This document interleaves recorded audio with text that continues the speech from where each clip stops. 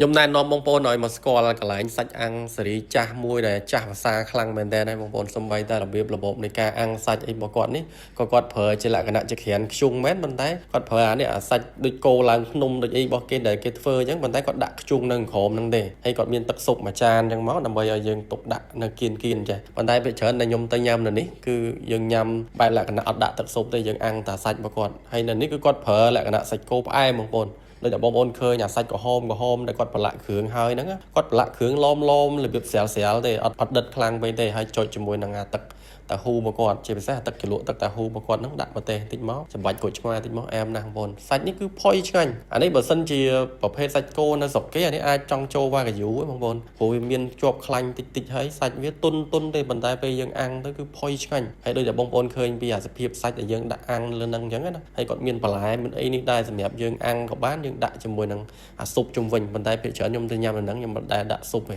យើងអាំងសុទ្ធអញ្ចឹងបងហើយចុចមួយទឹកជ្រលក់របស់គាត់ប៉ុន្តែនៅគាត់មានអាមុខទៀតជាប្រភេទម្ហូបឆាបងប្អូនអាឆាសាច់គោជាមួយនឹងអាថ្មិលរបស់គាត់នេះបងប្អូនមេថ្មិលតែពិតអានេះគឺជាមេក្រងប៉ុន្តែភាគច្រើនអ្នកខ្លះគេហៅមេថ្មិលសលិចមែនតើគាត់មិនមែនយកក្រងយកមកឆាជូរទេនៅកន្លែងរបស់គាត់អត់មានអាក្រងក្រហមទេគាត់មានតែប្រភេទមេថ្មិលហ្នឹងហ្មងដែលគាត់សលិចយកមកឆាហើយសម្រាប់តម្លៃវិញមួយចាននេះគឺ30000ហើយបងប្អូនអាចនឹងគិតថាថ្លៃប៉ុន្តែប្រភេទមេថ្មិលនេះគឺជាប្រភេទសត្វកម្រមួយអានេះបើសិនជាចាស់ពីដើមតាមជំនឿអីណាបើអ្នកមានជំនឿគេថាញ៉ាំអាប្រភេទមេថ្មិលហ្នឹងឯងអានេះលក្ខណៈថាខ្មោចព្រាយបិសាចអីធ្វើមិនត្រូវអីចឹងទៅអំពើអំពាន់អីចឹងងាយទេប៉ុន្តែសម្រាប់ខ្ញុំមិនគិតទៅដល់ហ្នឹងឯងបងប្អូនគឺឆ្ងាញ់ឆាសាច់គោរបស់គាត់ប្រើអាសាច់គោដែលផុយឆ្ងាញ់យកមកឆាជាមួយនឹងមេថ្មិលហ្នឹងខ្ញុំអត់ដែលចូលចិត្តសោះប្រភេទឆាកឆែតអណ្ដាតគោឆាអីហ្នឹងទេប៉ុន្តែមកជាប់ចិត្តជាមួយនឹងអារសជាតិឆាសាច់គោកឆែតរបស់គាត់ជាមួយនឹងមេថ្មិលហ្នឹងអានេះអត់អាចបរិយាយបានទេបងប្អូនគឺឆ្ងាញ់មែនទេបងប្អូនអាចទៅសាកបានប៉ុន្តែមួយចាននេះគឺចូល30000ទេបងប្អូនមួយចានហ្នឹងណាប៉ុន្តែច្រើនមកគាត់ដែរយើងអាចញ៉ាំបាន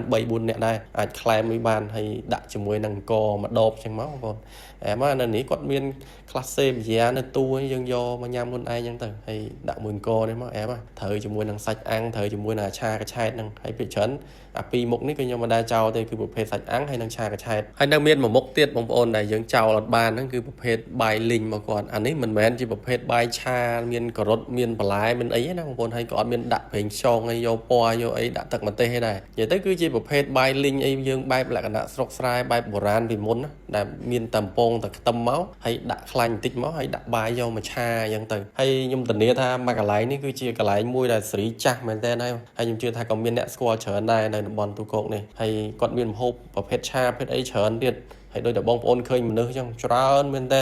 ល្ងាចឡើងម៉ោង6 7អីហ្នឹងគឺណែនពេញហ្នឹងទាំងអស់ហើយសម្រាប់ទីតាំងអីរបស់គាត់នេះគឺនៅម្ដុំផ្លូវត្រឡោកបែកនៅខាងទូកោកយើងនេះទេបងប្អូនចាំខ្ញុំដាក់ទីតាំងនឹងព័ត៌មានអត់ឲ្យបងប្អូនដែរអញ្ចឹងខ្ញុំមានតែប៉ុណ្្នឹងទេដើម្បីចែកម្លែកបងប្អូនអរគុណបងប្អូនជំរាបលាបាយ